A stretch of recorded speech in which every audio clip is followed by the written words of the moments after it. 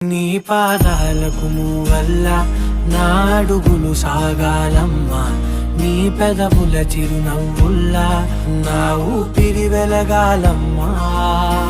నిరంతరం నీ చంటి పాపల్లే ఉండాలి నేనన్నాళ్ళకి, నిన్ను దిలెంతగా ఎదగాలనుకోనే అమ్మా. అణువణువణు నీ కొలువే అమ్మా, ఎదసడిలో శృతిలయలు నువ్వే అమ్మా.